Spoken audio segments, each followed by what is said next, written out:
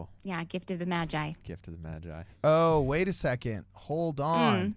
Oh, my goodness gracious. It wasn't streaming. Oh. Oh, wait a second. There was a glitch. There was a glitch. I can do That better wonderful anyway, so. intro didn't just happen. So we got to do it again. Oh, man. Second Okay. time's the charm. The second time is a charm here. No, we are raw dogging this live stream, all right? Okay. Welcome, ladies Did and we gentlemen. say that out loud? Oh, okay. We are barebacking this cheese, all right? Welcome to the Ward Radio live stream. If there is any proof that what we do is I had pressed start recording instead of start streaming. So I just recorded that epic intro that nobody else got to see in the freaking studio. But anyway. But we'll know. Yeah, but we'll know. We had a great moment there for those 8 minutes. Meanwhile, everybody else is thinking, why did the stream start so late? And I was wondering where all the super chats at. Okay, so apparently it's amateur hour here. Complete and total amateur hour at Ward Radio. But fortunately, to join us in our pompous idiocy, mainly mine as the captain of this ship, is none other than Library of Godwin. You guys know him via the internet, via X, via Instagram as Library of Godwin, but we know him as Caleb Williams, a talented artist that is revolutionizing Latter-day Saint artwork. And Tikla Fife is his biggest fan. She sometimes has to box out his wife, Imogen, who's also joined us in the studio, to say, hey, so what's the symbolism of this? This was great. Imogen, hold on. I'm talking to Caleb. And then what about this one? You know, they're huge fans. And so much so that now this will be the third time you're saying the story, Tikla. But No. you bought... tell us. Caleb has an illustrated Book of Mormon, and it's incredible. And I had been talking about it with my husband, hadn't bought it yet. Turns out he bought it for me for Christmas, and I also bought it for him for Christmas. So we ended up with 2 identical packages that came to the house. Realized that we both bought it for each other. So then we had an extra copy to give away. That's how much I talked about it. He knew it needed to be on my list. And I loved it enough to give it to now 2 people. So probably more in the future. But this art is so needed. It's just right. It's what we've been missing, I think, from Latter-day Saint art. And I think it matches the deepened understanding we're experiencing, deepening understanding of our own theology. It's kind of a refreshed but also ancient look. I am all over it. Okay. I mean... Oh, sorry. Keep going. I'm sorry. Keep going. Well, Keep telling us what's up. Okay, so my journey with art was, kid in the 90s. All of the most popular Latter-day Saint art was just very realism, right? This is like photographic looking images of the Savior. Simon Dewey, Greg Olson, incredible talented people. Incredible artists. Like, how do they do that? Amazing. And it has its purpose. It has its place. But I think it led me to a feeling of more knowledge of the Savior than I actually had. And so as an adult, I favored more impressionistic art that would kind of like give some space for me to explore it and feel it instead of being presented so fully fleshed out. And then now as I'm deepening my understanding of the gospel, I think I've been craving something that still allows that same kind of range of depth with the art, but also kind of depicts the wisdom of our tradition more explicitly at the same time. And so this kind of esoteric, symbolic art that Library of Godwin, Caleb, is putting out is just that sweet spot. And I'm so excited about it. So I've got my Plan of Salvation. Oh, I got it up on the screen. Oh, and you got it in real life. Look at that. Doo-doo-doo. Wow. The big one. Is that what? Is that like the? What did you print that on canvas or on what is that? I ordered it from his website, so it was free. It was already all printed up pretty for me. Okay. It's all out of wow. focus. It's all good. But this thing is gorgeous. It's just, I want one in every room. Okay, so what does now I got to tell you, you are in good hands if Tekla Fife is a friend of yours and is a fan of your stuff, because she will publicize it to everybody until they listen. All right. Are you And saying I talk a lot? Is that what it's you're saying? no, you're just very effective communicator. Enthusiastic. You're enthusiastic, and let's be enthusiastic about symbolism, because one of the things that I loved that you said on the phone, Caleb, and something that I loved that you said on a recent episode that we recorded, Tekla, was we need to increase our symbolic literacy. And I don't know if it's just part of our desperation to be like Protestants, you know, or if it's just our wealth has just made us less interested in the deep and the symbolic and the profound. Something I like about Caleb is he does not stray away from just taking those symbols back, putting them in people's faces. Oh, and if you don't know what it means, that's fine. You don't get a key to the kingdom. You know what I'm saying? It's like, okay, so maybe he's not quite Gnostic yet, you know, but like it is pretty ill and it is pretty cool and it's pretty sick. And you've been memed. Ooh, yes. Bro, you've been memed. Once you've been memed by Jared Bell, I do believe it is official that you're either a success or a failure in Mormonism, but you've made it. Canonized, yeah. You've made it. Canonized. Canonized, yeah. Yeah. So tell us a little bit about yourself. I'm going to be pulling up some examples of your artwork.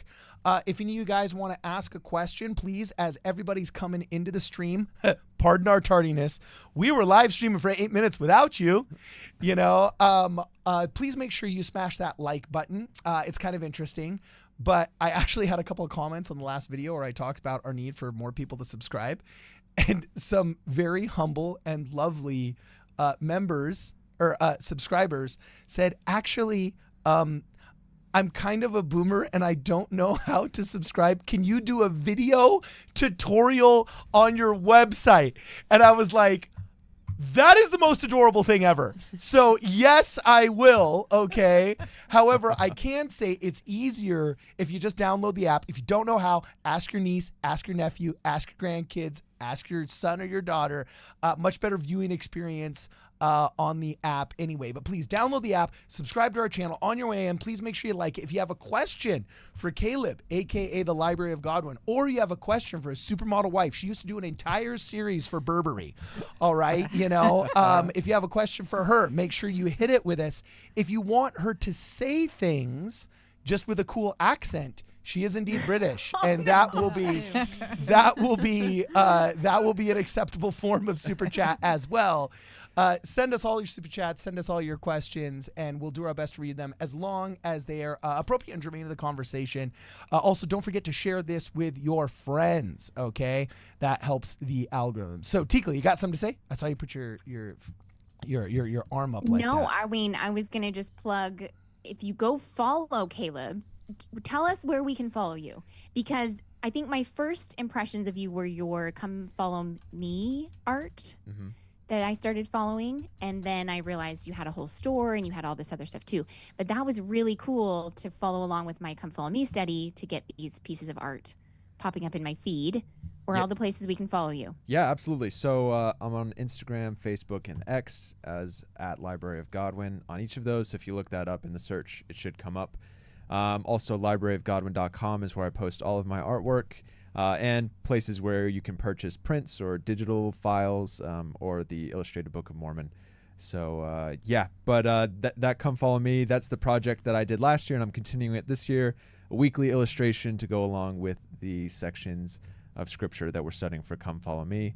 I post weekly there. I also post other projects that I do, like the Plan of Salvation and some others. So that's where you can find me. Okay, so I only have one question, and then Tekla, you can just ask all the rest of the questions. All right. Why does Latter-day Saint artwork suck as of late? Like, what's our problem? You know, like, is it just distribution? Like, we don't have enough? Like, because there's amazing artists. And I love the quote that was hanging in the HVAC when I went to BYU, where I can't remember if it was Spencer W. Kimball or it was Gordon B. Hinckley when he was apostle, but it was a quote from the 70s or 80s. And it said, like, once you teach an artist like his true nature in the plan of salvation. Watch like every talent he has be unleashed tenfold. Ooh. Or something like that, right? like Yeah, it's that. an amazing quote. I'll find it. It's on a plaque. If you ever get in trouble in with the dean of the Spanish major, probably because you speak Spanish better than he does. But if that ever happens, you know what I'm saying? Actually, he was the only one that didn't. But if you ever get in trouble with a different administrator because you engage in political discussions where you outclass those who would be your authorities in front of large bodies of students for quoting from silly communist books that have no place in the University of God.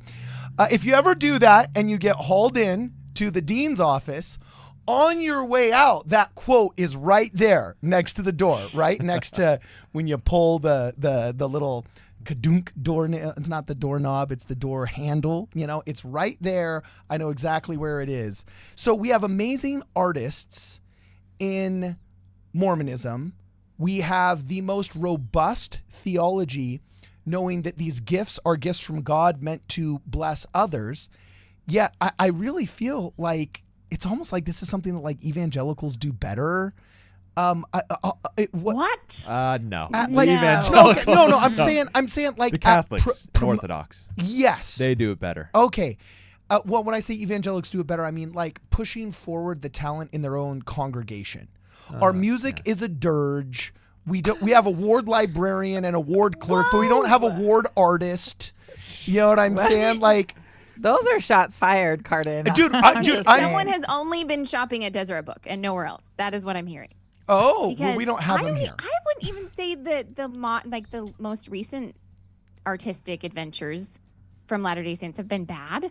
If I see one more that- Jesus holding a lamb with a sunset behind him in pastels, Like I said, you're only shopping at Deseret Book. That is what I'm Yes. hearing. Our wards actually, are like Lehigh our ward Costco. buildings.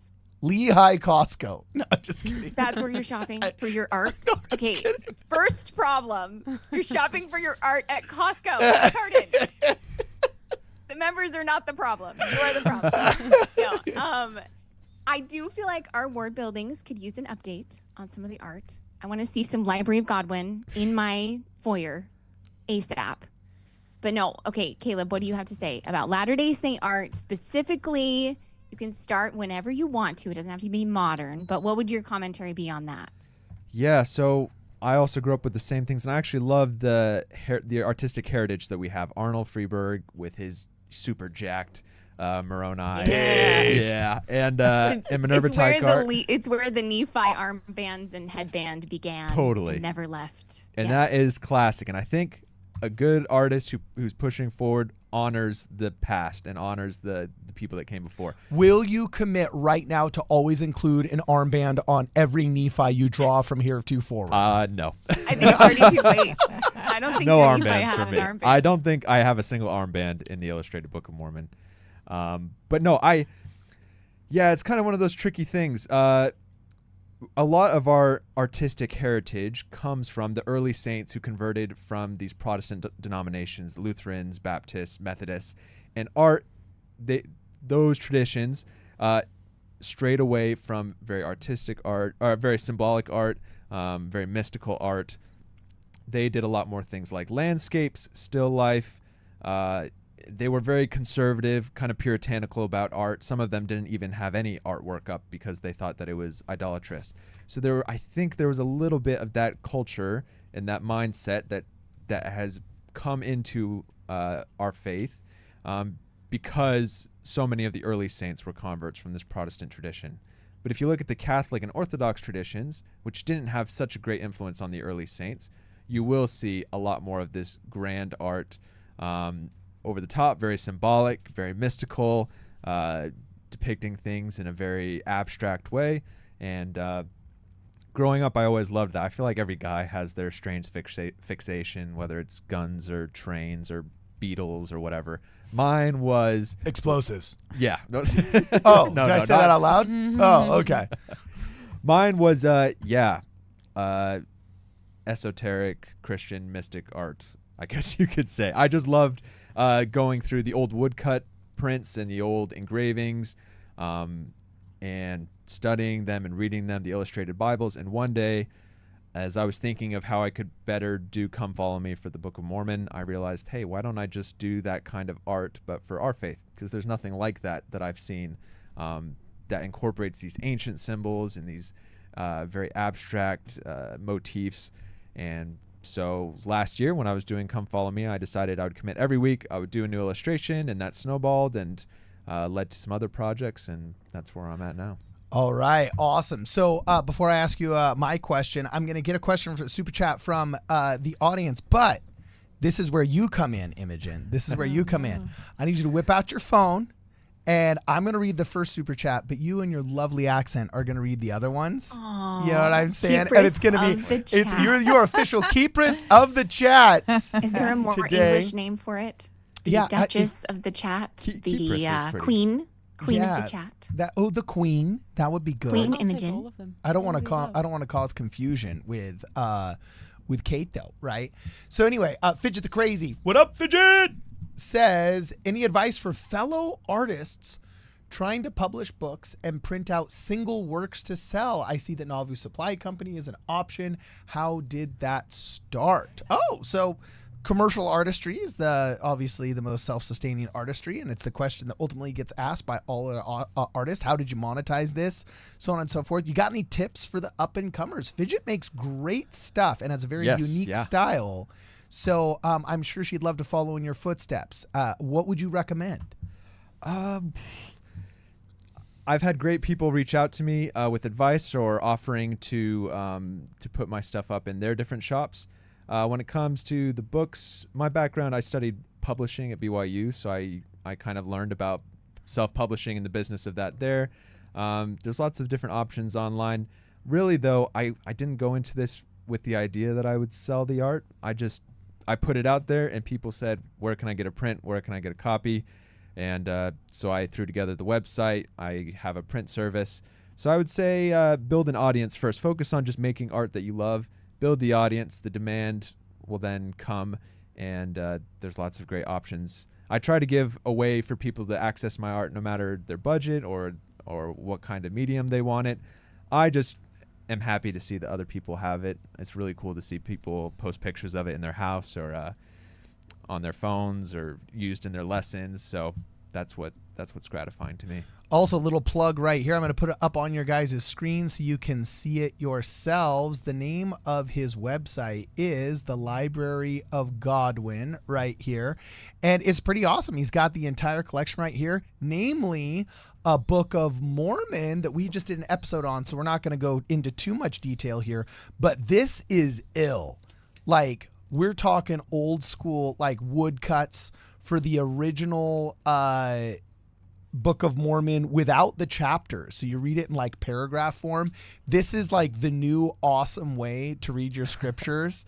And I am just absolutely loving everything Library of Godwin does. So just go to libraryofgodwin.com and you guys can order the Book of Mormon that he's got here. There's even a hardcover and prints of all this cool stuff. My wife loves it, and Tikla already showed off hers. I'm just waiting for the day my boys find the hanging man from the tree and the beheading and Yeah, I didn't shy away from the violence of the Book of Mormon. That is true. Okay, No, cool. I mean, this is not a cutesy story. The No, Book of it's Mormon's not. not a little kid story. This is serious business. And so I think you treat it with the seriousness it deserves. And it's... Yeah, and old Catholic art did not shy away from, beheadings and... Yeah, dude, you ever seen the Ascension of Isaiah Catholic art painted on like the side of the cathedral where they are sawing Isaiah him in in half? half. Yeah. Like, it's just like, this is like worse than a Quentin Tarantino film mixed with Saw put on steroids with Terrifier. Like, and could you imagine being the altar boy that's like, all redemption is possible. There's a mother freaking prophet getting sawn in half in the painting right next to me. They actually had a problem like that in the LA Temple. I don't know if you knew this, but if you're ever going to the LA Temple, it's one of the, like back before we wimped out and stopped having deep and profound symbolic murals in all of our rooms. And when you in the LA Temple, you actually go from room to room, like old school style, like Yeah. where it actually has depth and meaning instead of this, PowerPoint presentation they got going on now. So the anyway, what happens is when you're in the lone and dreary wasteland. It's actually beautiful, and it's kind of very like southwestern United Statesy, you know, nowhere particular, but that kind of feel. But what's so interesting is like there's a part of the mural that had to get retouched up and painted because there was like vultures that were eating a dead rabbit. Ooh. You know what I'm saying? And then like apparently enough people complained that they had to like call the artist in, and he drew like a bush over it. So you just like see the feet of like the feet of the dead rabbit at the side of the bush, and then the vultures are up in the tree looking down on it. But yeah, they got rid of the carry-on birds. Now these are of course all the apocryphal stories that you know must be true, but I actually have faith in that one.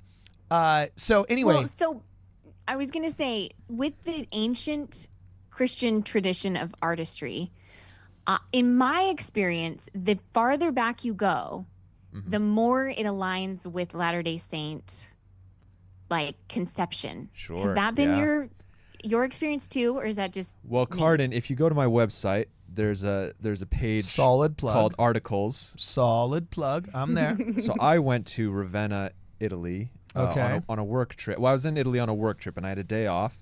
And so if you scroll down to temple rituals hidden in Ravenna, Oh, wicked. I went to go get pictures and to study the art of the, I think it's 4th or 5th century Byzantine church. And I saw a lot of very interesting symbols and images that called to mind the temple. There's no way the early Christians up until Saint Nick were not temple worshiping saints that did it in secret while it was outlawed by the Romans. Like there is no way when you study what they believed, everything from doing baptisms to the dead, which is an unimpeachable reality that nobody that hates us likes to admit. But there ain't any way getting around that translation. Else, what do they do? Those that are baptized for the dead. And it was not said in a pejorative manner. It was not said in in any sort of condemnation. It was said just completely, yeah, they're baptizing for the dead. Why are they doing it? Because we like it, and we all know exactly why they were doing it. So yeah, that is so true. And so if you scroll also through, their robes. The robes. Yeah, well, scroll through and you'll see Yeah. some of these interesting pictures that I took. Okay. This is the cool thing about symbolism is that it is a great defense against persecution. So if you look at the Bible and how the Bible was changed, I think that the reason Jesus said the words of Isaiah are the best to look at is because... Are you kidding me? Yeah, Look yeah. at this, bro. It's pretty crazy. You see these marks in their robes. Wow. Symbolism is a way to veil esoterically truth from people who don't have access to it. So Isaiah spoke symbolically, and so when scribes were going through and changing the Bible, I think they missed how much he was talking about Christ, how much he was talking about these things they didn't like, and that's why Isaiah is probably the purest preservation of those divine truths. And the same is with art. I think these early Christians might not have known exactly about the temple, but I think these symbols and these images endured in their cultural consciousness and carried down, even if they didn't quite understand the true meanings behind them. No, they did it in secret. Or that, and we haven't or found that. the parchments yet. Yeah. But one day your children, reading through your journal where you've hidden the truth, Exactly. will find the cave with the box and blow the dust off it, and then all the light will come out, and frickin' Indiana Jones on steroids is going to happen sometime around 2027. So, Good. okay. No, I think you're spot on though, Caleb. I think it's so much easier to preserve tradition through music and through art. Yep. Because it doesn't change as quickly. Yeah. Words, they're just changing. I mean, I can't understand my kids already, right? It's so quick. But you think about like even like Christmas songs, like some of the Christmas songs that we sing that we don't even really know what they mean, but they've just been sung every Christmas, every time. So we all go a wassailing, even though who knows what that is, you know? Yeah. And so I think that's fascinating.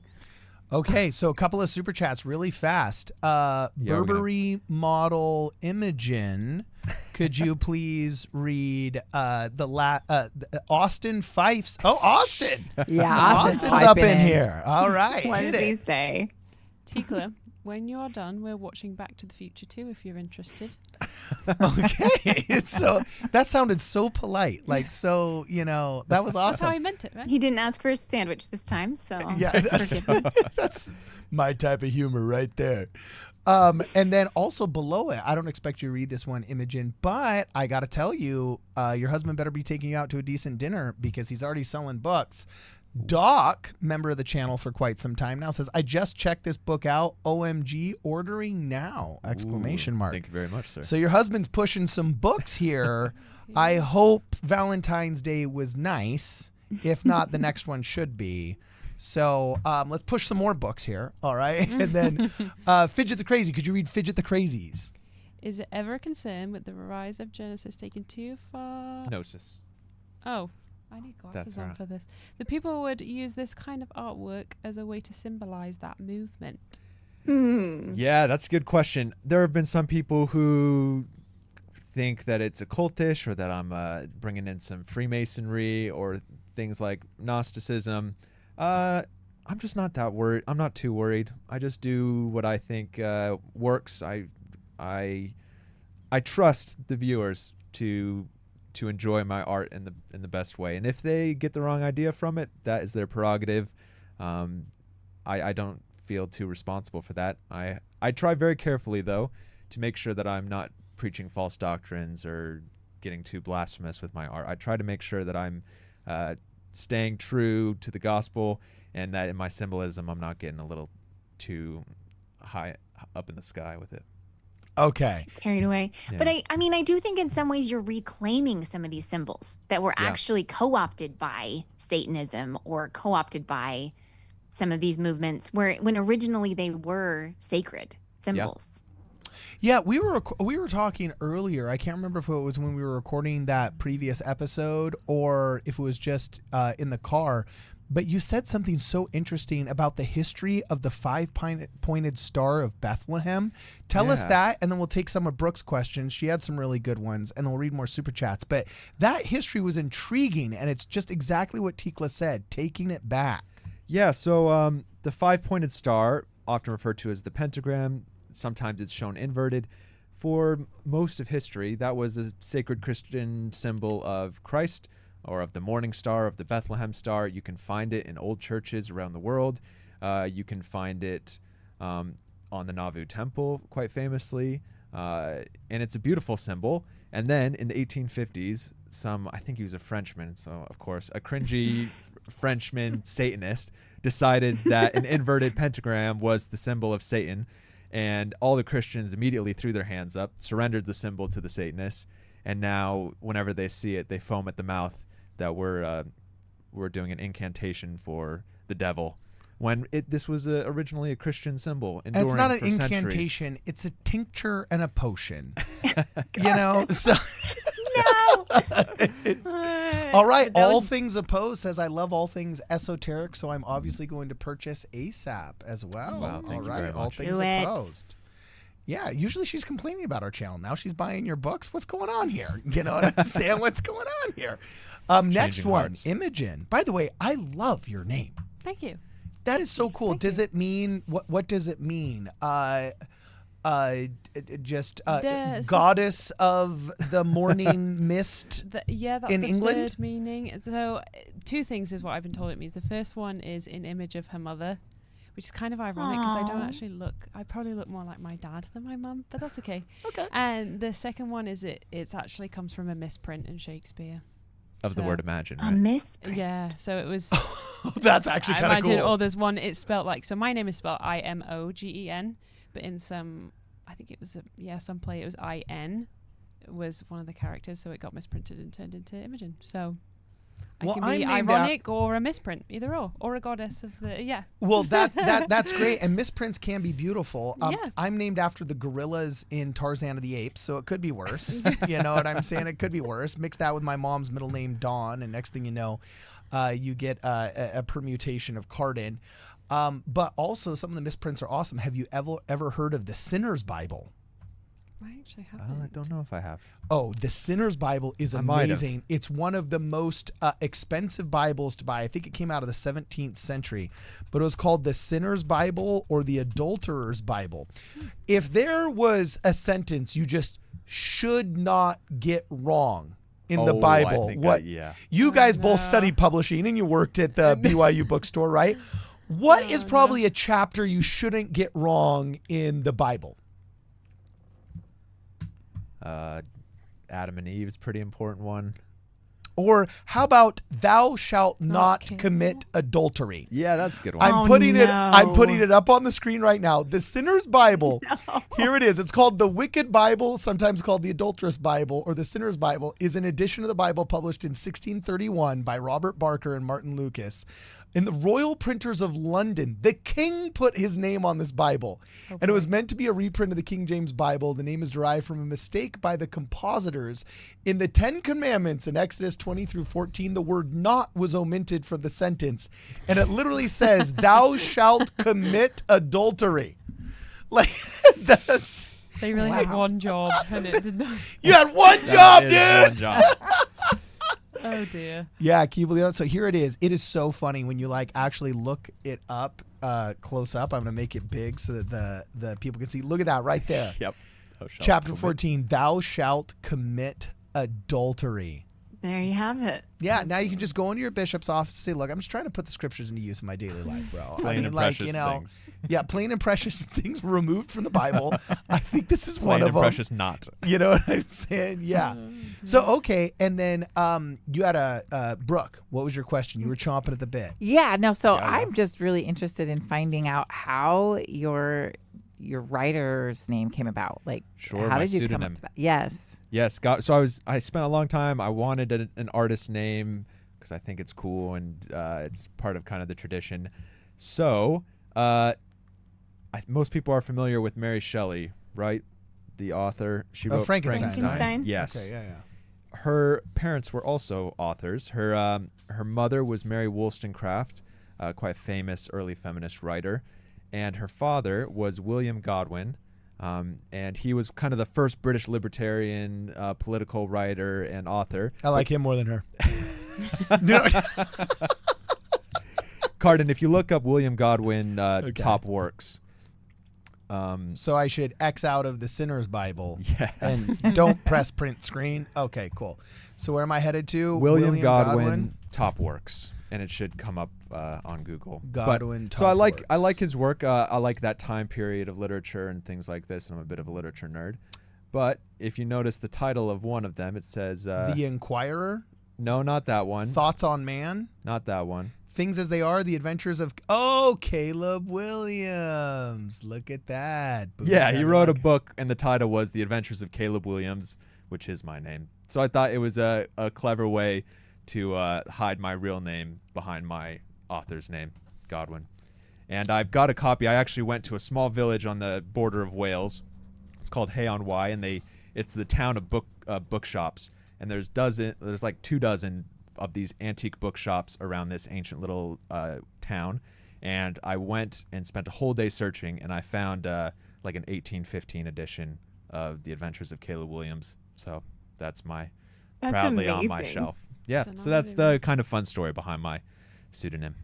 Wow. I love it. And how I'm burning to find out, like, how are you going to feel when future generations view the Book of Mormon differently or because of your illustrations? Like, you quite possibly have now changed history. What is that going to look like for you?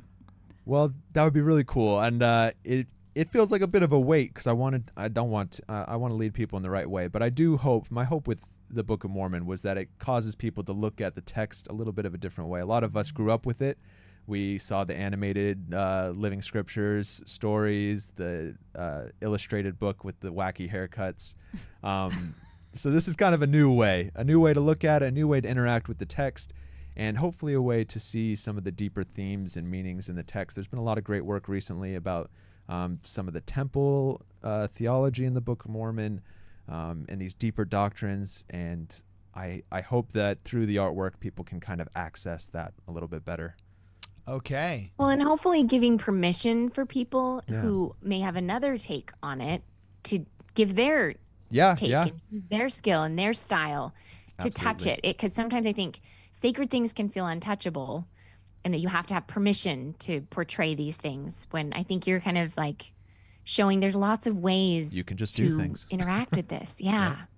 All right. Now, next super chat. Imogen, take it away. Stephen Diamond, yeah. Stephen Diamond. So, when are we getting Temple Rock Library of Godwin art?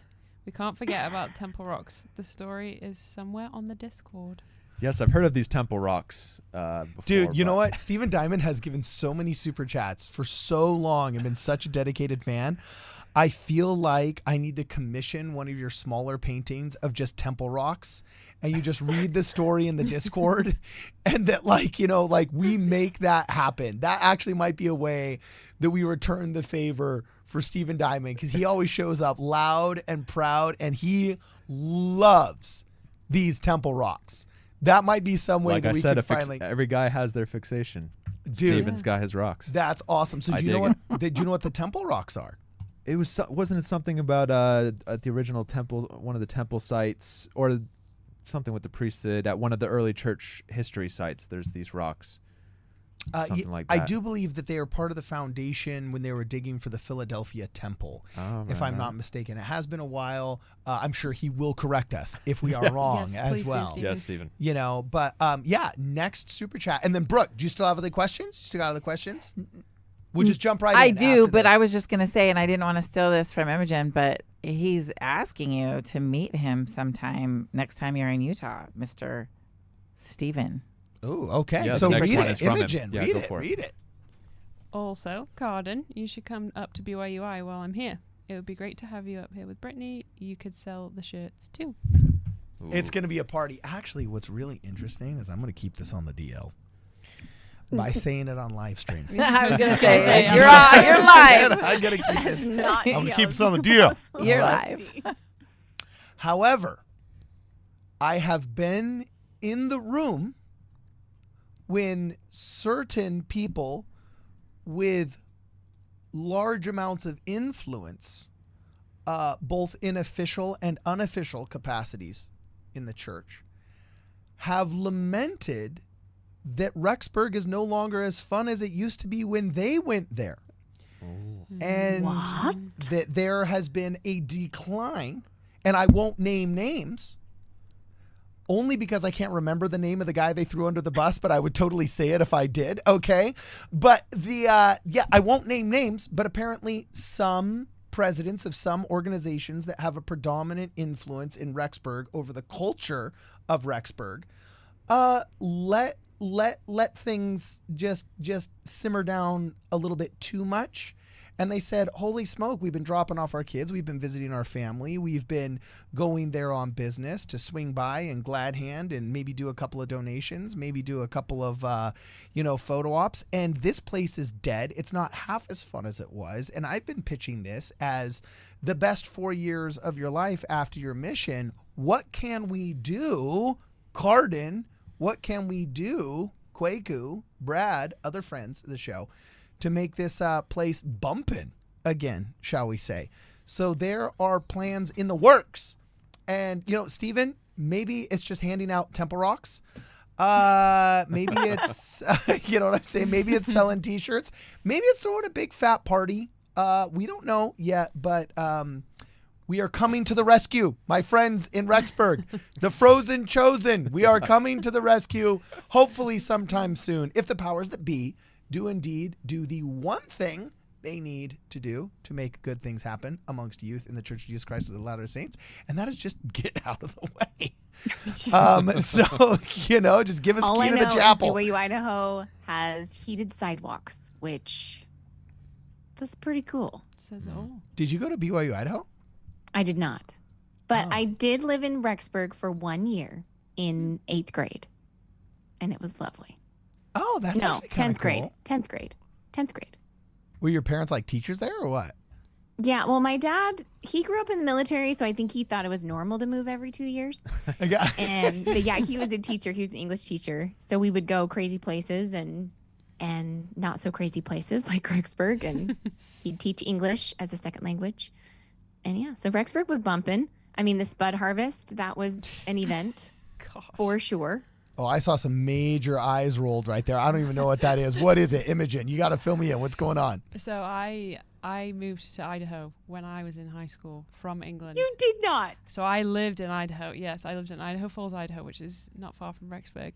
And it just makes me chuckle because, 14-year-old me came from England and moved to a place where you get time off school to go and help harvest your spuds. potatoes. And I was like, this is not real, surely. No, you get... They didn't in Idaho Falls, they were, but in Rigby and up in Rexburg, you literally get time off All to go my help. friends So I would went get, and the best helped jobs, some friends. come home missing fingers. Yeah. Pick potatoes out of the dirt and, to harvest. So it was just Apparently funny. paid pretty well.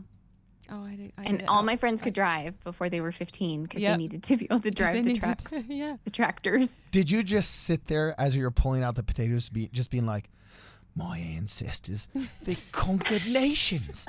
They enslaved entire continents. And here I am working manual labor. You know what I'd say? Did you ever just do it like that? Exactly like that. That was a what is my horrible dad? Yeah. bastardization of I both think that was Australian yeah. and It was a fun combo, but Yeah. I've heard worse. it was, you've probably heard much worse. Wait, so what brought you to Idaho? My dad's That's so job, yeah. So I Oh, okay. had lived in the States for a while. American we moved dream. there for, exactly. Moved there for my dad's job. Yeah. So we've butchered your accent horribly. Feel free to butcher ours. Can you give us your best American? So I lived there long enough that I should be able to do a good American accent, but I actually can't very well. Because I foreigners over oftentimes... enunciate the R's, which is what shows how American people can be, is the way they say the R. But Caleb always teases me that I say the R too harshly. No, it's awesome. And so just like, okay, so oftentimes my English friends, when they try and fake the American accent, the women fall into Valley Girl Yeah. and the men Yeah, fall yeah. into Southern, Yeah. right? But just take it away. Do it right now. I Here, need why don't you something read to the next say. Rex? Yeah, next you read chat. the next super chat in this is American. pressure. Yeah, Okay. this is a lot of pressure. Yeah, this is good. This is good. I can't. Okay, I need to take it seriously. Okay. I pictured Library of Godwin as a wizened old man. Haha. Also, are you open to commissions, collaborations, and suggestions? Hey, not bad. That was pretty awesome. Not bad. That was If I'd have pretty practiced, awesome. it would have been better. Subtle. Right? That was good. That was good. Now you just have to say it a little bit louder with a deeper sense of entitlement. That's You know right. what I'm saying? And then Let and then you'll freedom be ring from it. And yeah, it then would- you'll be fully yeah. American. You know what I'm saying? And before I go, also, how do you say to throw something in the trash? Throw it in the bin. I love it. Chuck That it is in so the bin. cool. Yeah. All my Chuck it in the Aussie bin. friends would say rubbish, and then Yeah. my English friends would be Take like the in the rubbish out. bin. Yeah, it's a bin. And I was like, oh, wow, this is so fun. In the bin. You know, I just loved it. It was so cool. Yeah. So, I do feel like that super chat needs another read. yeah. Yes. I pictured Library of Godwin as a wizened old man. Ha ha. Yes, I did. I probably gave that impression before, but nope, not so. Yeah, another guy literally said, when is this dude going to graduate from high school? So I get that. Oh. I get that a lot in England. you to still buy, get carded at the pub, don't no, you? in England to buy an energy Literally. to buy an energy drink in England, you have to be 16, and they have stopped me before to see if I was 16, and then they Cracks me see that up. my birthday is the 1900s, and then they feel embarrassed, and I feel embarrassed. And Imogen laughs at me. I do every time. That is so funny. People have teased me. They're like, think I'm cradle snatching, but Caleb's actually older than I am. Cradle snatching. Jinx pink poke. We said Dude, that is. Hey, I cradle snatched. I'll be honest. Brittany, she brutalizes me after my birthday. My birthday's May 1st. Hers is May 14th, right? And in those 2 weeks, I am 7 years older than her, Okay. which I found Woo! out. Yeah, I found out that's actually the national average, which is kind of right. wild. Yeah, I didn't realize the national male to female average age difference in marriage is 7 years. I didn't know that. But amongst me and my friend group, no, I robbed the I cradle. think those 50-year gaps with the billionaires maybe sway the average. Oh, dear. Look, Yeah. I'm looking forward to it, all right? If something happens to Brittany, are you kidding me? Like, what are you talking about, man? What's your name again? You're 20-something? All right, fine, you can have half. No, I'm just kidding. So anyway, she'll brutalize me, and she'll be like, oh, Cardin, oh, happy birthday. So when you were graduating high school, how old was I? And I'll be like, shut up, Brittany. Stop it. You know? Oh, when you came home from your mission. Oh, yeah, I was in junior high. Like, you know, she'll like totally brutalize me. It's kind of funny.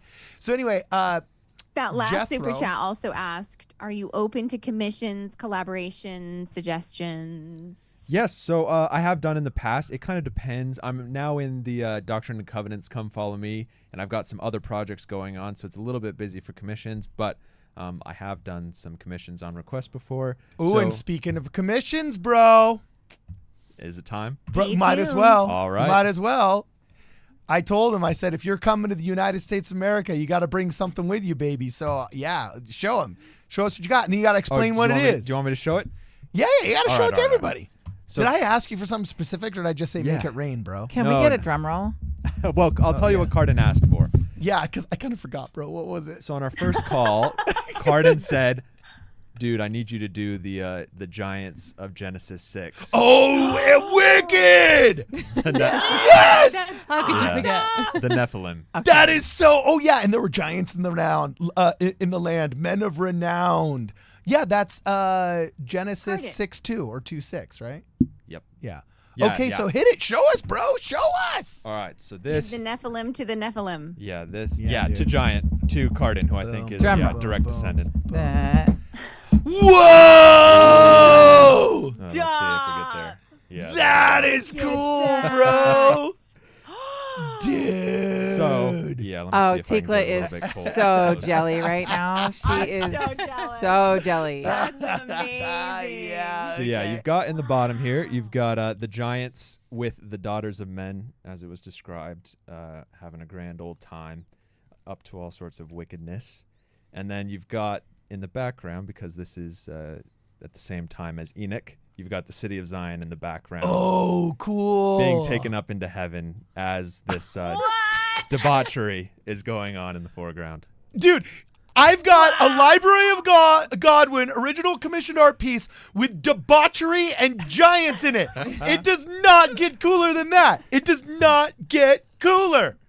Oh, that is awesome. That is So there you perfect. Okay, well, walk us through your process making this, bro. I feel like Walk you listen, Cardin has bragging rights that no one else has. Listen, he doesn't need I more. don't even have an art piece. This is crazy. Yeah. Cardin. Yeah, that was awesome, dog. Okay, so walk us through the process of making this, man. Yeah, put that thing back up on the Yeah, screen. yeah. Let's Yeah, people keep looking at it. get a look at that. So I played around with some different ideas. Obviously, the trick with this is, do you go all out and make them like 40-foot giants? But then it doesn't really work with them mingling with the daughters of men. So I focused on like 9-10-foot giants. There's interesting analysis and commentary on it that suggests that instead of giants, it should be kind of read as holy men, so that it might have been that it was a priestly caste that was in charge of sacred things that abandoned their sacred callings to go fornicate with these women, and that's why they were cursed and that their children were cursed. So I kind of tried to bring that in a little bit.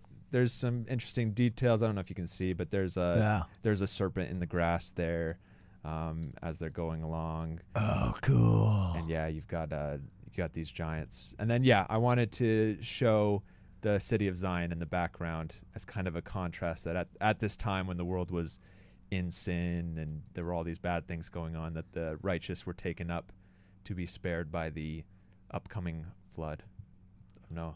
Wow, dude, best 20 grand I ever spent. So, yeah, dude, that is Right.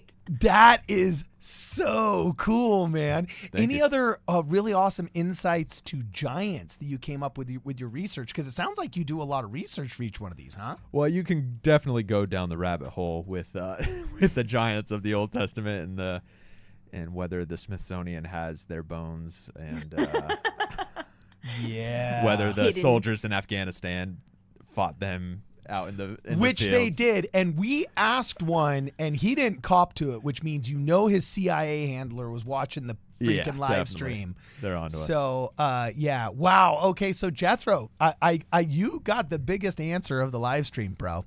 There you go. You got the biggest answer of the live stream right there. I'm gonna put a heart on his little live stream, and you know what? I'm gonna set a goal of 10 more super chats before we go, because Tikla Fife has to leave sometime soon to go watch to go watch Back to the Future 2.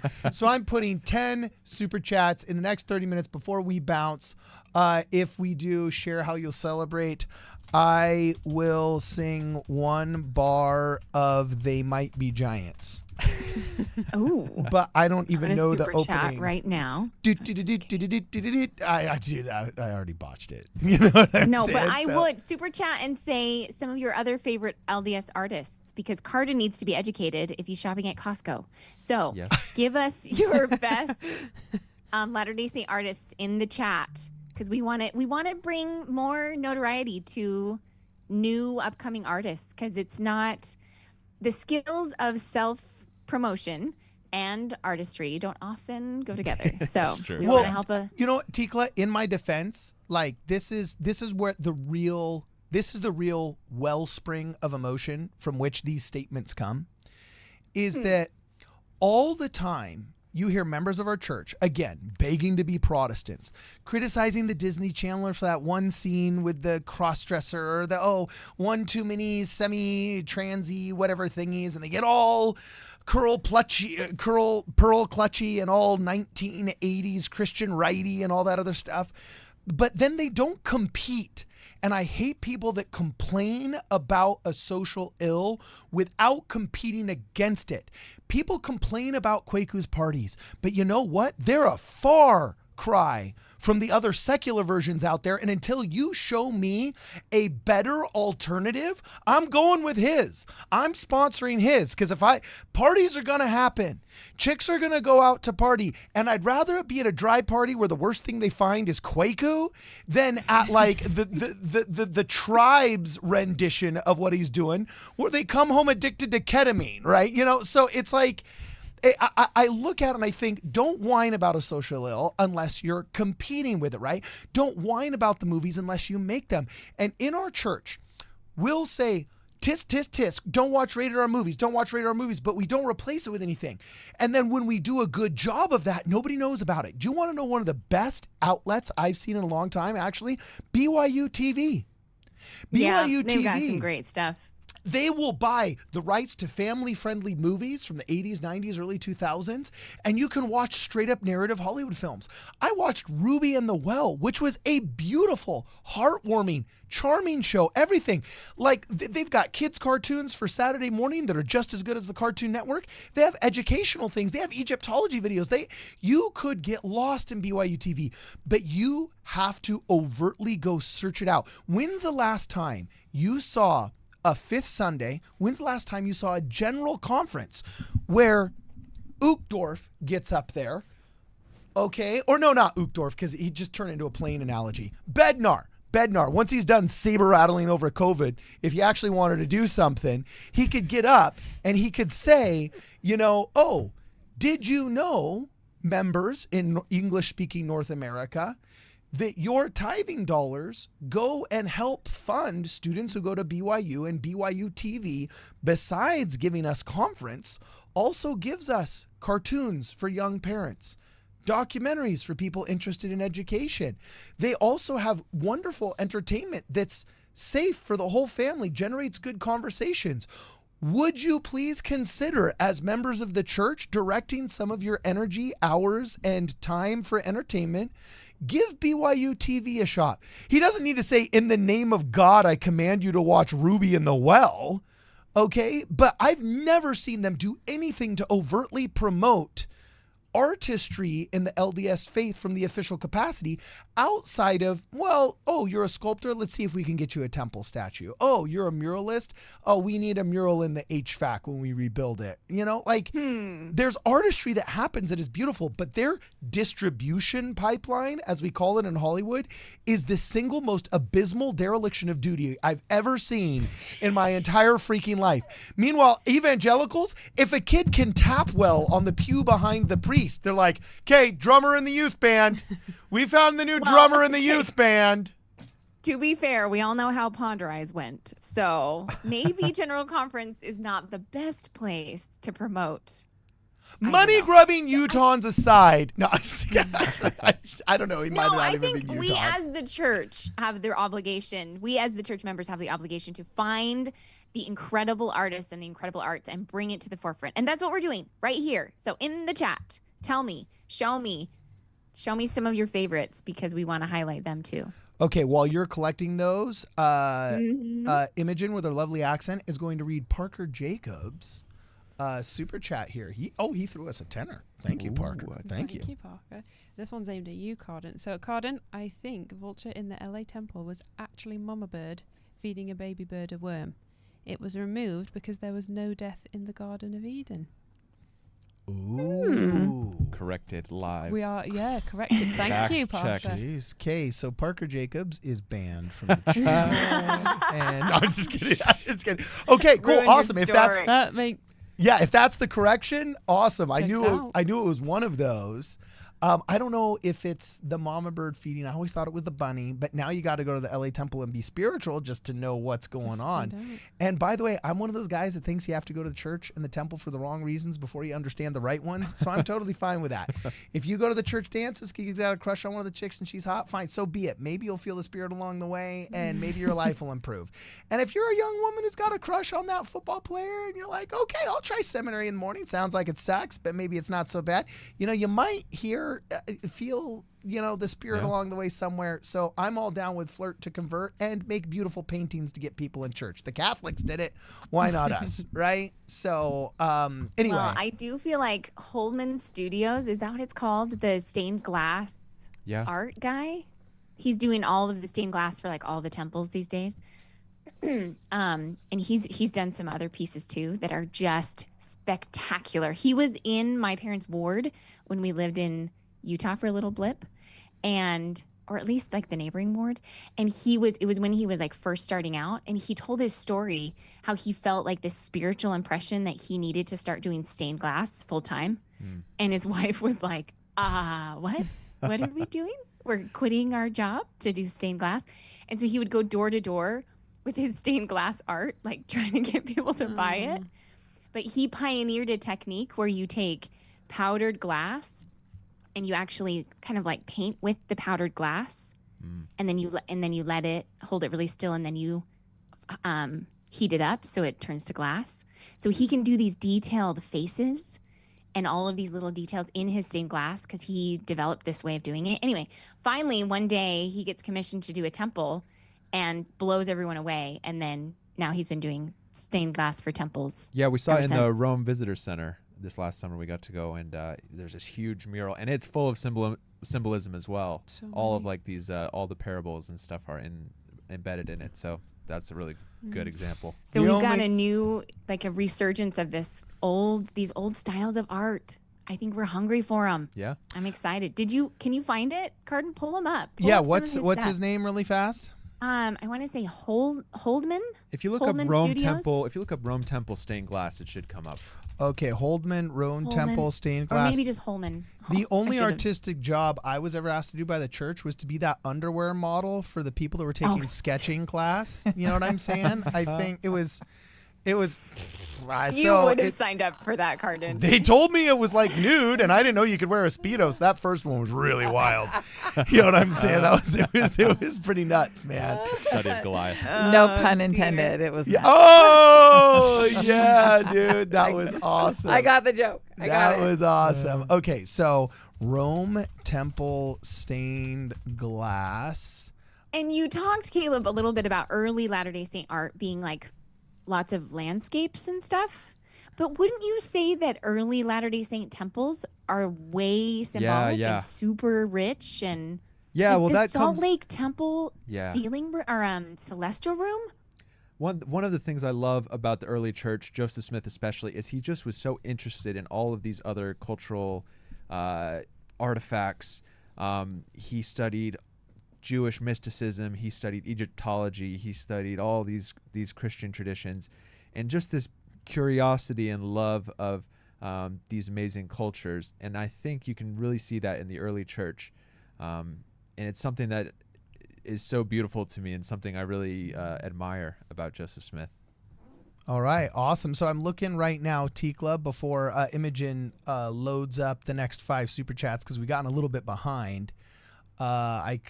couldn't get Imogen to shut up, so we've fallen behind on all of the No one the ever super wants chats. her.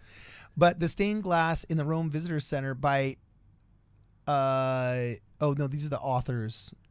Sorry, those are the authors of the article, not the designer. Oh, here it is. No, Gail Holdman. No. What's the name of the guy again? Gail Holdman, I think. Oh, that's it? Okay, cool. Tom and Gail Holdman of Provo, Utah, and a team of artists, designers, and models miraculously accomplished in less than a year. Okay, so here it is. Yeah, that is some impressive art. Look at that. That's beautiful. Jeez, that is intense. I like that. I like that a lot. Yeah, and if you go, the sister missionaries there will help walk you through all the symbolism and the cool details, the Easter eggs that you can find in there. Any Easter eggs we missed anywhere that the general population missed, but you caught in doing research for any of these pieces of art? You mean in that stained glass? Just anywhere. Oh, can't think of the top of my head. I just try to find really old symbols and hide them in the art. You'll see Dave Butler's talked about the symbol of honey in the scriptures as a symbol of the temple and of that. And on the cover of the Book of Mormon, there's a tree, but hidden in the tree you can see a little beehive there. Oh, so cool. So those little details are fun because sometimes they're just for me because I'm the only one who realizes they're there. Okay, awesome. So we're already into overtime, unfortunately. Let's burn through these super chats so Tikla can go watch Back to the Future 2 before that pink skateboard gets lost in the fountain, if I remember the movie correctly. You are the film expert. Yeah, not on that franchise as much, but one of my producing partners worked with Robert Zemeckis, so that was cool. Hit it. Go. Can we talk about the future of the channel? Is there award media in the future, like Daily Wire? Cammy is doing good work out there, others, with lots of cute emojis. Yes, absolutely there is. TBD. Or no, to be announced, but hopefully sometime soon. We've had some funders for some of the media that will remain nameless come forward as of late that look promising. So I don't want to strategically give away what we're doing, but yes, the vision of this channel to become very similar to the Daily Wire in the sense of providing more than just talking head commentary and pretty English super chats, narrations, and stuff like that, will be realized soon, and it's going to be a beautiful thing. We also already are expanding. We've expanded onto a bunch of other platforms. We're doing much more excursion videos. We've started doing believe it or not, we've only celebrated almost a 1-year anniversary of the Women of Ward Radio. We're the only consistent all women show. We also have Young Ward Radio now. I'm starting to team up with some young Gen Alpha kids that are really loving the podcasting thing, and they're doing some hilarious debunkings and whatnot. So yeah, it gives me heart palpitations, and I don't sleep. But yes, we are growing, and we are growing slowly and steadily into something that's it's going to be a beautiful thing that I'm really excited to see. So next super chat, thank you very much. Just a super chat to super chat. Ward Radio rocks. Oh, thanks, Doc. Awesome. Stephen Diamond's back. He is. Okay, Library of Godwin, my Discord PFP. I6 temple rocks surrounding a jar of temple rocks like a ritual is about to start. Okay, Carden for the story. I'll get with Carden to Thank deep you, dive Stephen. into the mysteries of the temple rocks. All right, sick. Next one by the Rock family. Okay. If I like the stream, is there a better chance my ex/anti-Mo sister will have Ward Radio suggestions to her in her feed? Love you all. Oh, Mostly goodness. Carden. Oh, yes. Awesome. What's her name? Oh no. We'll just just what's her name? We'll just shout her out right now. Ex-Mormon subreddit will get furious and repost it 15 times before this live stream ends. In fact, hello to all the haters out there. Hi, how you doing? I swear 15% of our audience are literally just anti-Mormon hate watchers. So, no, we're just kidding. It looks like we had a new member for the Telestial ticket. Charlene, welcome to the Ward Radio Wigwam. All those who want to show their appreciation for her joining, put a W in the chat. Oh, yes. Thank you, Tikla. Look at that. She's the ward clerk for the day. Boom, shagalaka. We're very progressive here at Ward Radio. There's a woman as a ward clerk. Yes, exactly. Officially executing the ward clerkage. So, yes, Rock family, if you like the stream, your anti-Mormon sister will probably see it more. But you know what works even better? Just send it to her. You can just share it. She'll be like, thinking of you. You know, I'm just kidding. XOXO. So anyway, Fog Defense is back. Why don't you hit Fog Okay. Defense Imogen? I hope I'm saying her name right, but I'm guessing Alicia Brown. Her daughter is finally getting her kidney transplant within the next 7 hours.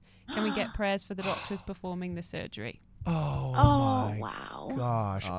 That is such- that's good Absolutely. news. Absolutely. And everybody that's in the Discord, let's blow up the there's a temporal prayer roll in the Discord Oh, nice. for people that want to share and have if they're having any kind of problems, ailments, just need help, not feeling great. You can put your name on there or whatever's happening, and then people in like 20 temples worldwide will put your name on the prayer roll. And I got to tell you, I don't have a testimony of every facet of the gospel, but I believe in two things hardcore. One, tithing. I believe that crap 110%, and I know that's to the absolute anger of those that hate the church and want to slander it as a financially everything bad kind of thing. But I got a huge testimony of tithing, and second, I have a huge testimony of prayer that you can overload the call center up in heaven, and that matters. That prayer can move mountains. And getting that help, even if it's through something as rudimentary as the Ward Radio, and it's all free. The Ward Radio prayer roll, the Discord, all of that, it's all free for anybody that wants it. You're gonna make a ton of friends from people all over, and it's pretty rad. And the prayer roll is totally free. So yes to that. Let's get Alicia Brown's daughter on that prayer roll. But of course, Alicia is a mod for the Discord, so it probably already is. Best wishes and all of our thoughts and prayers will be with you, Alicia Brown, and also your lovely daughter. They just got, was it sealed in the Temple of Tikla? What was it? That picture that I showed up with think Alicia? someone went through the temple. Wow. I think Was they went on it the same day, endowment? right? I think it was Or endowment. sealing? Might have been Yeah. endowment. Okay, yeah, but they're down under. You know, they're the other people that talk like you. Oh. No, I wasn't on the Alicia Brown episode. And I was sad to miss it. Okay, cool. Next one. Hit it, Great. Imogen. Hit it. Okay, I will start producing gospel-related art now. From Clayborg. Stay tuned. Yay! Oh, Clayborg. rock on. That's cool, That's awesome. man. Rock Yeah. on. Definitely. Okay, next one. Okay, these are some good film suggestions. I feel like I'm not the one to read this because I'm butcher it. From Leon McBain. Yeah, from Leon. Rigoletto? Rigoletto? Rigoletto. Rigoletto. I watched that as a 93. kid. And The Secret Garden. Good Yeah. films. Okay. Okay. I remember The Secret Garden. That was a good one. And next one by Luke Hansen. Oh, thanks, Luke. Okay, I just hopped on to say Godwin is fantastic. I printed the big plan of salvation on a 3.5 foot canvas, and I love it. My wife's cousin wants one now too. Thank you, Luke. Oh. That's so nice. Speaking of Luke, And you're not pirating that shite, are you, Luke? You ain't sharing that file. You making him download his own, bro. You know what I'm saying? He can't get that. This ain't no DVD blanket on the middle of Figueroa. You know what I'm saying? You can't buy that pirated cheese. No, I'm just kidding. Luke's a totally awesome guy, and I'm sure he bought it for his cousin. But a 3.5 foot canvas? Luke, throw that in the Discord if you can. That's pretty impressive. That's sick. Is that the same thing you got, Tikla? I mean, I think I got the biggest thing you can get. yeah, I think they probably got the same thing, similar. Okay, wow. That's 3.5. Okay, cool. Yeah, I guess that does look 3.5 footish. Yeah. Okay, wow. That is awesome. So when people buy your art, do they have to go print it themselves? No, they No, can it buy. comes, yeah, it comes all done. yeah. I've got a store on Redbubble, and so you can just order the size you want. There's also like stickers or magnets or other kinds of things you can print it on, or there are some digital downloads as well. And so any way you want to support, I just appreciate it. Okay, awesome. And then last two super chats here. Guys, you got another 2 minutes to throw any of these last super chats in if you want them read on screen. This is a 2-minute warning, just like in football, also known as the real football. I'm totally just kidding. Depending on who you ask. Yeah, depending on It's who word you ask. radio time, like football time, when my husband's like, yeah, there's just 3 minutes left in the game. I'm like, 4 hours later. Like, oh, okay. Basketball is the worst at that too. Like constant commercial breaks. The last 2 minutes of the championship game taped like 45 minutes, I swear. So yeah, hit us up. Last super chats right here. Okay, Charlie. Oh, okay. Charlene got her endowment on Valentine's Day and then sealed as a family the next day. Oh, so it was both. I love it. That's cool. Amazing. Oh, perfect. And Awesome. then, oh yeah, I'm hoping. Beautiful. Yeah, Charlene says, Carden just went through the temple with my husband on Thursday, and we got sealed on Friday, Valentine's Day. All the Discord mods are now endowed. Oh, dude. Oh. Oh, okay. That is so cool. I have to admit, Charlene, I'm super happy for you, but I'm also just a little bit disappointed right now because I was actually going to include this in a pre-recorded video that was going to get released because I saw the picture in the Discord and I was going to make a big thing out of it for you later because it was totally awesome. But I'm also grateful for the super chat and super happy that it happened and we're talking about it now. So I guess we're just talking about it now. But I am stoked out of my mind for you, and I'm stoked out of my mind for your husband. You're a lovely couple. Your family is absolutely beautiful. And let me tell you, she is a dutiful mod for the Discord. Huge shout out to all the mods for the Discord. We got Samuel. We got Fogg. We got Ethan. We got Charlene. I think Fidget still helps out on occasion. So does, oh, come on. Who am I forgetting? Alicia. Yeah, no, Alicia Brown Doe, we already talked about her. There's another one that I forget. Jonah Barnes does help out as well. I'm technically a mod. You know what I'm saying? But Shout out to Carden. have I forgotten anybody, Tikla? Have I forgotten I anybody? haven't been on the Discord for a minute, I have to admit. Yeah, well, you've been on the Latter-day Ladies ones. Oh, Right. if I'm forgetting you, I can't be forgetting anybody. I can't be forgetting anybody because these people work so hard. I'm going to be a punk if I do, but I don't think I have. So anyway, yes, you are all amazing, and thank you so much for the work that you do. And then, yes, Charlene, not least among them is Charlene, and it's hilarious. She is the reason why we started this live stream at 6:30.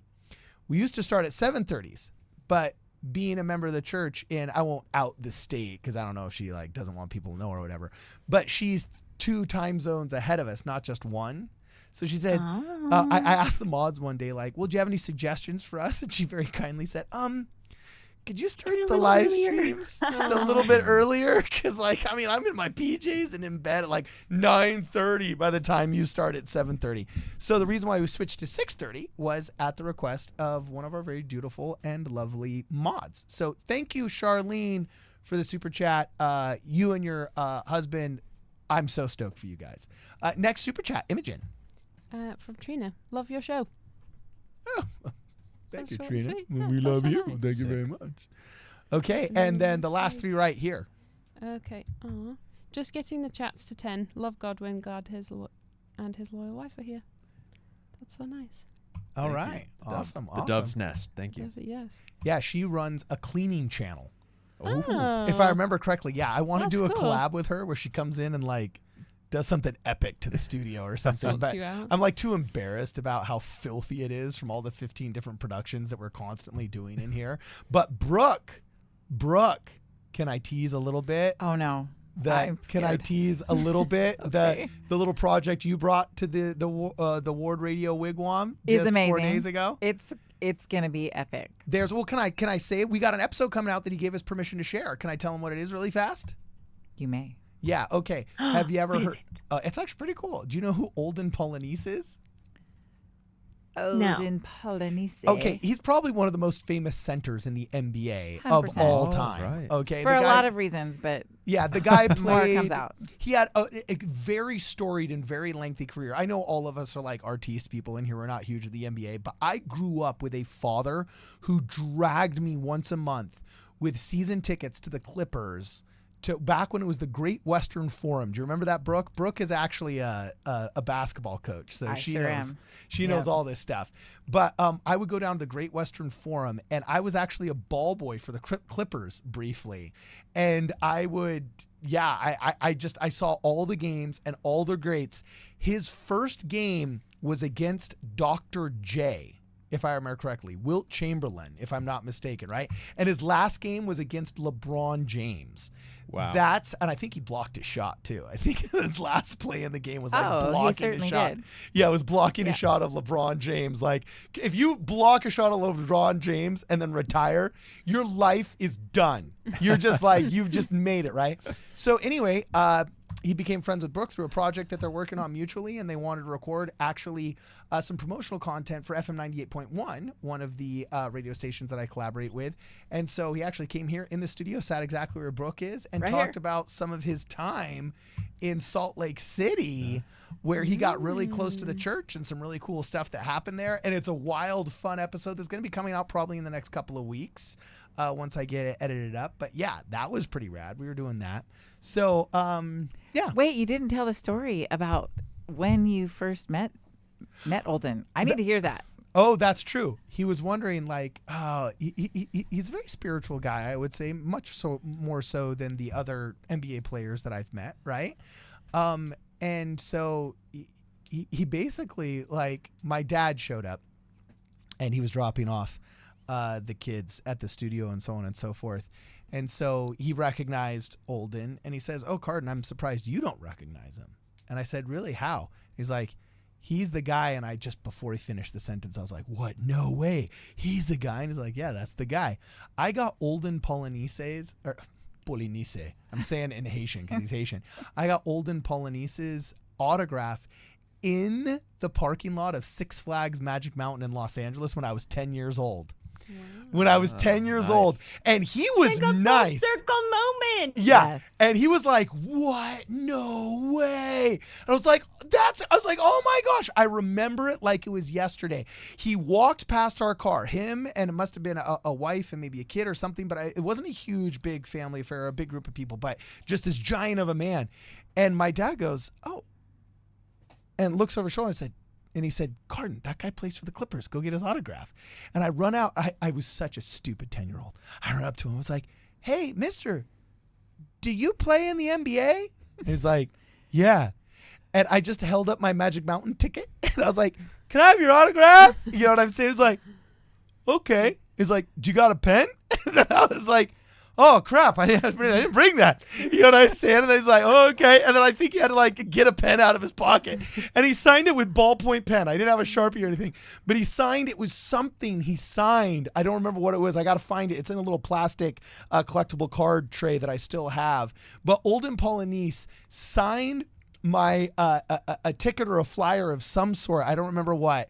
But in the Magic Mountain parking lot. And I got to tell you, having been in the Great Western Forum, having decent tickets because my dad's company purchased them, I asked a lot of people for autographs, and I can tell you who's cool, who's not. Number one cool, Olden Polonice, because he just did it, right? 2, Magic Johnson. Magic Johnson was always cool with like the kids and whoever came up and said hi. He didn't have a lot of time, wouldn't talk, but he'd always like shake hands. And he did like the cool little fist bump thing with me because I was a kid and everything like that. Spent a little extra time with me, so I give him like total extra credit, you know? And then, you know who's the biggest jerk? Biggest jerk. And to this day, I can't watch a single commentary he does. Uh-oh. Charles Barkley. Oh my gosh. Oh. I am the Charles- same way. And Charles, if you see this, I swear, I'm like, Oh, out Charles with is the in the Charles, in I with will- the Olden. I'm I telling will you. change I will not watch the NBA championships if he is watching. You want to know what he did to me? What did he do to you, Brooke? What did he do to you? Well, I just don't like to listen to him. He's smart, but I love other people in that spot, and Olden is one of them. He's dynamic, and I would like to see him in Charles Barkley's seat. Sorry, Well, Charles. then who knows? If Olden invites him, maybe I shouldn't say this, but you know, and maybe he's a changed They're man. friends. Okay. Sorry, Charles. We're cool. Charles, you did this to a 10-year-old. Okay, you did this to a 10-year-old, and I like you now. I just said I didn't, so I shouldn't lie. But I could like you if we can work through this, okay? If we can just work through this, okay? But, dude, PTSD moment. I was with my buddy Kenji Nishimaru, and we had gone to go beat the, we'd gone to go to the bathroom and then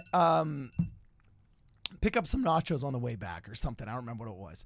But there was this old guy that was out of a movie. He was like when Jimmy Kimmel tries or Dave Chappelle tries to do a spoof of the Legend of Bagger Vance or something. You know what I'm saying? You know the old man ticket collector that's been in the professional stadium for 50 years and seen everything, and he's all like, oh yeah, you know, he's got stories to tell. If these walls could talk, you know what I'm saying? So I'm walking back to our little spot, okay? I'm like 11 years old. I was in 5th or 6th grade, okay? And the Phoenix Suns were playing the Clippers. And back then, the Clippers weren't very good. There was a reason why my dad's mid-sized company could afford season tickets. And it wasn't because they were thousands of dollars, all right? This was the Great Western Forum. This wasn't where the LA Lakers were playing.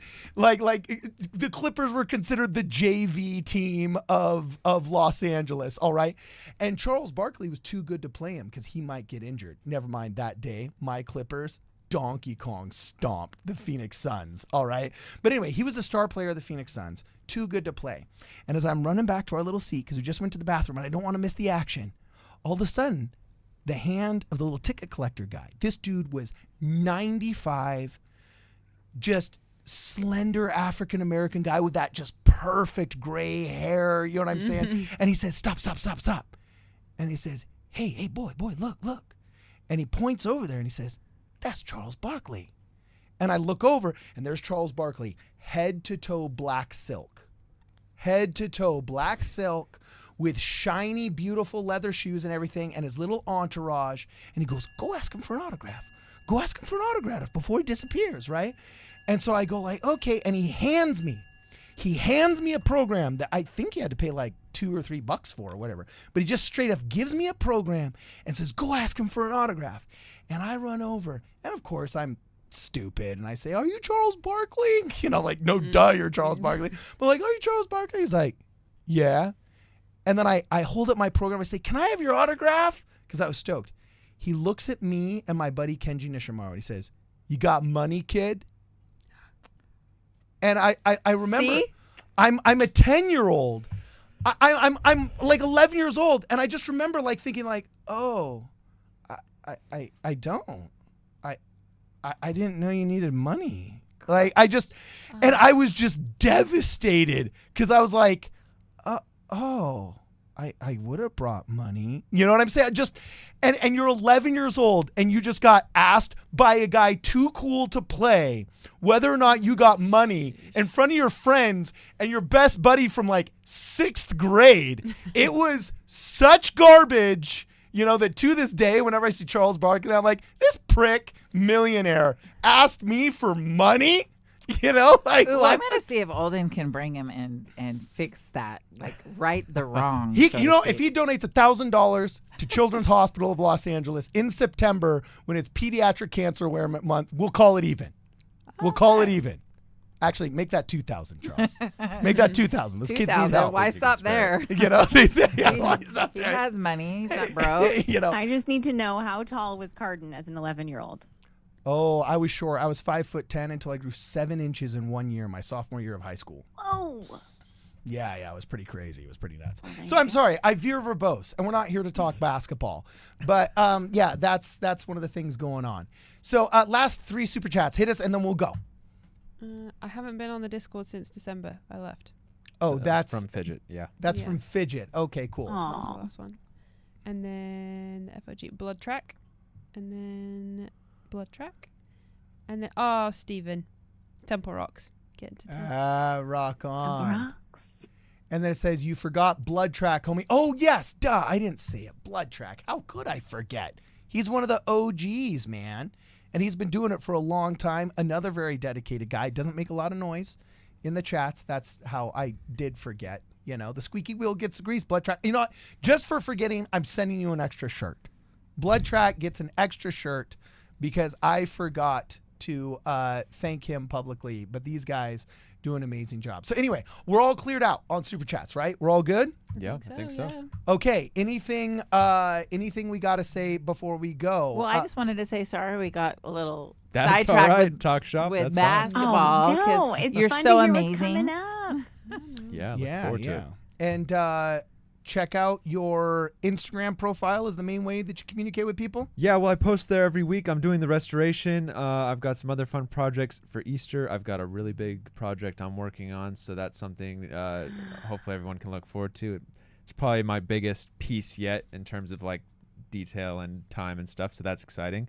And yeah, I'm doing the restoration every week. At the end of the year, like last year, there will be a book that comes out with the illustrations. I think somebody asked that, actually commented, if you're going to do a Oh yeah. D&C book. So yeah, do a book this year, loosely based on the restoration and the doctrines of the restoration. But for now, you can go to my website, libraryofgodwin.com, and find prints and the Book of Mormon, or you could go on my Instagram and X and Facebook as well, and I'll post there regularly.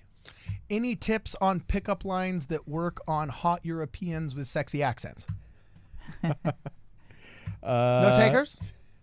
Now, you do have to say, what was your pickup line, though, bro? You're working in a bindery. Did you say something like, oh, well, was it some pun based off of, like, Oliver Twist or something? What was it? No, I don't think so. Just maybe don't make a comment about how much better America is. They don't seem to like that too much. The Europeans. no. Is that true, While we were Imogen? dating, you did have some bold lines, but yeah, Some depending bald lines? He's bald? Bold. B-O-L-D. Oh, bold. Oh, Forward. okay. Yeah, Caleb is a very bold individual. Yeah, probably don't talk about how great America is. I mean, America is great, but if you're trying to use that in a pickup line, it's not a guaranteed Winner. win like you think it is. Okay, I unfortunately. see a lot Wait, of girls I need to know nodding some of his heads. bold lines. You said he was bold. Well, What do you mean? we have to wrap up this. I love it. For- I love it. For the next. Oh, yeah, dear. last year. Oh, dear. that's Oh, funny. your goal was Matt. You need to sing. Oh, Hear it. oh, my goal was Oh. Matt. Oh, what would I have to sing? Oh, There yeah, Might they Be might be Giants. giants. Hold they might up be the giants. picture while he sings. Okay, wait, hold Hold on, up. Oh hold on. yes. The, YouTube. That's from they that's from might FOG. be Fat old guy. giants. What is this? They might be Keeping them accountable. giants. I like it. Is Istanbul. yeah. Okay. There we go. Oh, no, actually, I remember this one. Istanbul was Constantinople. Now it's Istanbul, not Constantinople, because a long time ago in Constantinople, then the name got changed to Istanbul. Bing! Hey! I think I did it. Awesome. Okay, cool. Great. All right. So, guys, thank you very much, Tikla Fife from the Women of Ward Radio, for hanging out with us. Thank you very much, Imogen, curator of bold pickup lines for the entire continent of the United Kingdom. Also, thank you very much to Library of Godwin, as well as Brooke Kalama, not Thank Kamala, you, thank and you. Brittany the Shadow, who has been supervising this whole entire production here from afar. You guys, it's been real. It's been fun, as we say. For this and more, please make sure you guys check us out at wardradio.com. I built a rocket in my basement. I'm gonna fly it to the moon. This supersonic is a